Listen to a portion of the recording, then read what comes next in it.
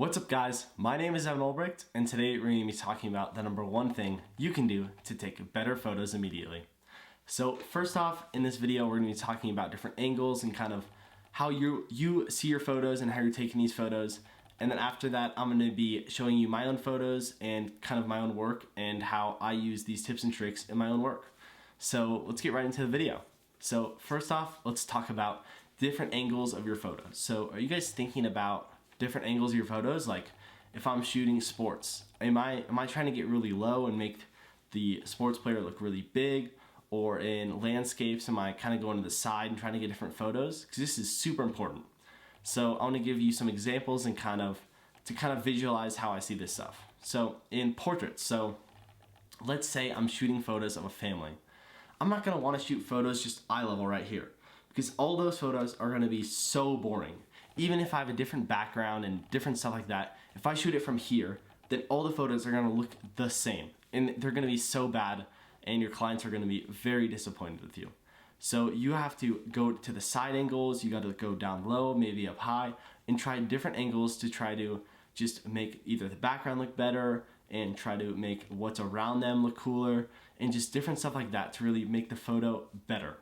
And this is really important because if you're just taking all your photos like that, they're just gonna look really bland and really bad. And then this doesn't apply to just portraits. If we're talking about landscape photography, this is super important also. So let's say you're at, a national park or something crazy with a crazy lake. Let's say, are you gonna be just shooting straight like the lake, you look across the lake and just shoot a photo?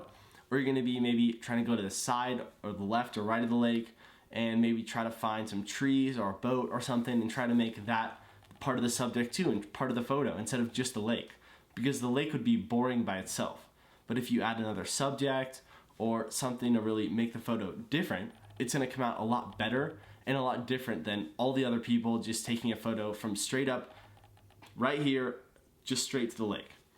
And then this also goes to sports photography, which is what I do. So when I'm doing sports photography, I'm trying to get usually lower on the subject. So let's say I'm shooting football and someone's trying to make a really cool catch and it's a crazy catch and there's a corner right on him and he's jumping up in the air. They both are. I want to try to get low to shoot up at them because then it makes it look really cool and it makes it look like they're just flying in the air trying to make a crazy play. But then if I'm just standing up trying to take a photo from a normal angle, it's just going to look kind of like okay and not really crazy. But finding different angles is super important, especially for sports, I feel like.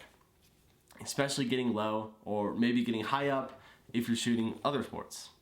And then this kind of also includes different subjects of your photos. So if I'm talking about sports or subjects, then usually it's a person who has a ball or a puck if you're playing those kinds of sports. So let's say I'm shooting football. I'm going to want to shoot the quarterback with the ball in his hands. I'm not going to want to shoot it like this if his hand's already out and he released the ball. That's just going to be a really boring photo. But if he has the ball right here and he's throwing it and it's a crazy high action shot, then you want him in the center of the photo because he has the ball. You don't want maybe a lineman or someone rushing him the center of the photo because he's the center of the photo, and if he has the ball, then everyone's going to be wanting to look there anyways, so it's just going to look really weird if he's not the center of the photo. This also applies to a ton of other sports. Usually if they have a puck or maybe you're doing soccer, if they have a soccer ball, usually you want to focus on them and try to get photos of them. And then this also applies to shooting their face. So if someone is playing sports, usually you don't want to shoot behind them. That's usually not going to be the best photo or even an okay photo. You want to always shoot at their face and try to get really cool angles of them, maybe with the ball looking straight at you or throwing the ball, but always try to get their facial expressions because in sports that's super important and there's a lot of emotions and different kind of stuff like that in sports. So always try to focus on that. And then the next thing with subjects is landscapes. So just like I talked about before, you go to a cool lake and everyone's taking photos of the lake. But maybe you go to the side and you make a boat your subject or a couple trees your subject and have the lake in the background. That can really make your photo so much better, like 1,000 times better. It's gonna look so good, and just trying different things like that can really make your photography and bring it to the next level. So now that I talked about you guys and talked about these different tips, I'm gonna really show you guys my photos and show you how I use these these tips in my photos. So let's get right into it. So the first photo is from baseball, obviously, and this one I took from high up. So I went to the top of the stands, and there's obviously a mesh thing for baseball, so I put my camera right up to the mesh, and so that it wouldn't be in my photo. And then I kind of just sat there at home plate, and I was actually taking photos of the batters, and then I saw him start to run across a slide, and I saw him start to slide, so I obviously moved it towards him, and I got a really good shot. And it's not fully centered, but that's okay with this photo because I also got the home plate. So I got him sliding, I got the home plate, I got the umpire, and it really just looks really cool with all the sand and dust in air kind of being thrown up. That looks really cool. And this photo is from high up. So maybe if I was taking it from a normal angle and I was just on the field, then it would have looked okay, but not as good as this because I'm changing my angles up and I'm getting different angles that you usually don't see every day. So for my next photo, this is kind of the same thing. So he's sliding for base. This is second base, and I was across from him. So I was on the field. I saw him start running, and he actually stole this base. So I saw him start running, and then I kind of moved my camera to him, and I just focused on him right away because I knew that he was going to slide because obviously you can see that he's about to slide. And for this one, I got really low. So I was on my knee, and I wanted to get a really cool low shot of him sliding because if I was maybe above, in this shot he's sliding low. So if I was maybe up, then I couldn't see his face, and it would be blocking the other half of his body. Where this shot is really low, I can see some of his facial expression, and I can see kind of this whole side of his body because he's kind of turned this way too. So this photo is really good, and he's the subject obviously.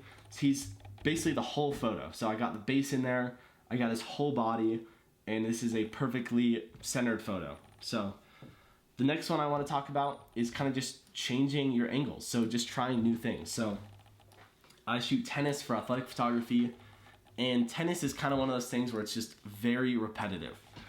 He serves it a ton of times, and I got probably 50 good photos of him serving this before, and it was just, I was like, hey, I gotta try a new shot. So I went to the other side of the court and just kept trying different shots, and this one really worked out very well. So this one I have his teammate in there and part of the net. So I went to the other side of the court, I got low in, it looks really cool because I got some of the net and I got him in there. Obviously the background is not the best, so usually if you're doing sports you want to shoot towards fans, but in this case I couldn't really shoot towards fans because we didn't have any, which is a big thing because if you're shooting sports and you get a really cool action shot with fans in the back, it makes it that much better.